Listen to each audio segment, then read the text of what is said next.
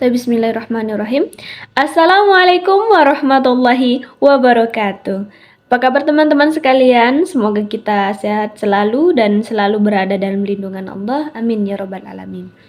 Oke teman-teman sekalian yang insya Allah dirahmati Allah, pada kesempatan kali ini kita akan membahas tentang dua topik penting, yaitu yang pertama tentang hudud miras dan hukuman zina. Dan topik pertama yang akan kita bahas adalah hudud miras. Mungkin sebagian besar dari kita bertanya-tanya tentang apa sih hudud itu. Nah, karena hudud miras ini berasal dari dua kata, maka kali ini akan kita bahas satu-satu. Yang pertama tentang pengertian dari hudud itu sendiri. Jadi, hudud ini adalah jamak dari had. Artinya, penghalang kemudian dipakai sebagai pemisah antara dua hal atau pembeda sesuatu dengan yang lainnya. Adapun secara istilah, hudud adalah hukuman yang ditetapkan. Hudud ini bisa berarti sesuatu yang menyebabkan bertemunya hak Allah dan hak manusia, seperti menuduh berzina. Adapun kata yang kedua yaitu kata khamar. Khamar ini bisa juga diartikan dengan alkohol. Merujuk pada fatwa MUI tentang alkohol dalam minuman Peraturan Menteri Kesehatan nomor 86/Menkes/per/IV/77 tentang minuman keras. Di sini ada 7 poin penting, namun kita akan berfokus pada poin kedua atau poin B-nya saja. Pada poin B di sana dikatakan bahwa minuman beralkohol adalah minuman yang mengandung alkohol atau etanol yang dibuat secara fermentasi dari berbagai jenis bahan baku nabati yang mengandung karbohidrat. Misalnya, biji-bijian, buah-buahan, nira, dan lain sebagainya. Atau dibuat secara distilasi hasil fermentasi yang di dalamnya adalah minuman keras klasifikasi A, B, dan C. Permenkes nomor 86/1977. Menurut fatwa MUI, status meminum minuman beralkohol, baik sedikit maupun banyak, hukumnya tetaplah haram. Demikian pula memproduksi, mengedarkan, memperdagangkan, membeli, serta menikmati hasil dari keuntungan dalam perdagangan beralkohol tersebut. Singkatnya, hudud miras ini adalah hukuman yang ditetapkan bagi peminum khamar atau peminuman-minuman keras. Pun dalil tentang meminum minuman keras atau khamar terdapat di dalam Quran Surah Al-Ma'idah ayat 90 sampai dengan 91. Berikut akan kami bacakan dalilnya. A'udzu billahi minasy syaithanir rajim. Bismillahirrahmanirrahim. Ya ayyuhalladzina amanu innamal khamru wal maisir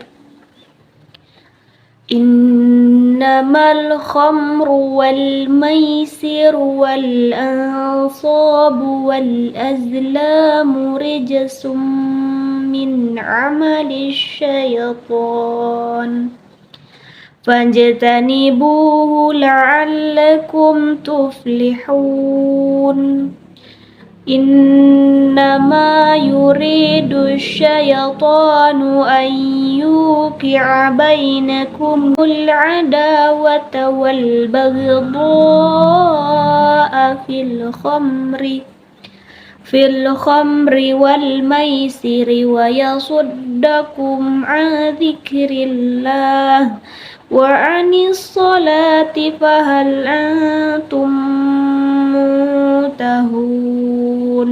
Artinya, wahai orang-orang yang beriman, sesungguhnya minuman keras, berjudi, berkurban untuk berhala, mengundi nasib dengan anak panah adalah perbuatan keji dan termasuk perbuatan setan. Maka jauhilah agar kamu beruntung. Dengan minuman keras dan judi itu, setan hanyalah bermaksud menimbulkan permusuhan dan kebencian di antara kamu, dan menghalang-halangi kamu dari mengingat Allah dan melaksanakan sholat. Maka tidakkah kamu mau berhenti? Untuk tafsiran dari ayat ini kami merujuk kepada karya dari Profesor Dr. Wahbah Az-Zuhaili dalam kitab tafsirnya Tafsir Al-Munir Jilid 4. Di sana dikatakan bahwa khamar memiliki dampak bahaya yang banyak, diantaranya dalam bidang sosial dengan cara menanamkan permusuhan dan kebencian. Kemudian dari sisi agama, yaitu dapat menghalangi dia dari berzikir kepada Allah dan sholat. Kemudian dari segi materi, dalam bentuk penggunaannya itu banyak hal yang tidak bermanfaat. Selanjutnya kita akan mempelajari tentang perbedaan pendapat para ulama mengenai hudud khamar. Di sini kami hanya mengambil beberapa pendapat saja. Yang pertama yaitu pendapat dari Imam Ahmad, Imam Malik, Imam Abu Hanifah, Imam Ats-Tsauri dan para ulama pengikut mereka berpendapat bahwa hududnya adalah 80 kali deraan. Sedangkan pendapat yang kedua dari Imam Asy-Syafi'i berpendapat bahwa hudud khamar adalah 40 kali deraan. Yang ketiga yaitu para ulama yang sepakat bahwa peminum minuman khamar meskipun mereka meminum tidak sampai mabuk, maka mereka tetaplah harus dihukum. Adapun pendapat yang keempat yaitu pendapat dari penduduk Kufah, di mana mereka berpendapat bahwa orang yang meminum minuman memabukkan selain perasan anggur tidak didera selama tidak sampai mabuk. Taib, alhamdulillahirabbil alamin, teman-teman sekalian. Materi pertama sudah kita bahas, selanjutnya kita masuk ke topik yang kedua yaitu tentang zina. Jadi segala sesuatu yang berkaitan dengan zina akan kita bahas pada kesempatan kali ini. Sebelum mempelajari lebih lanjut, hal pertama yang harus kita ketahui adalah pengertian dari zina itu sendiri. Jadi zina ini berasal dari bahasa Arab, yaitu dari kata zakir, memasukkan, dan kata farji, dalam vagina, yang bukan miliknya atau bukan istrinya.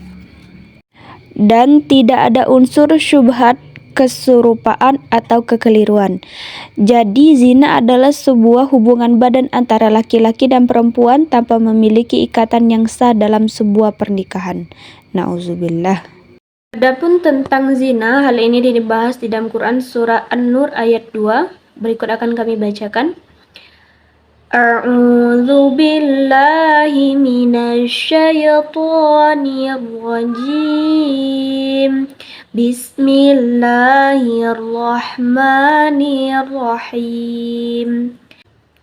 Az-zaniyatu waz-zani fajlidu kulla wahidin minhuma mi'ata jaldah wa la ta'khudkum bihima ra'fatun fi dinillah in kuntum tu'minuna billahi wal yawmil akhir wal yashhad 'adzabahuma ta'ifatum minal mu'minin. Artinya, pezina perempuan dan pezina laki-laki, deralah masing-masing dari keduanya 100 kali, dan janganlah rasa belas kasihan kepada keduanya mencegah kamu untuk menjalankan agama hukuman Allah. Jika kamu beriman kepada Allah dan hari kemudian, dan hendaklah pelaksanaan atau hukuman mereka disaksikan oleh sebagian orang-orang yang beriman. Di dalam Islam, secara garis besar zina dibagi menjadi dua, yaitu zina muhsan dan zina ghairu muhsan.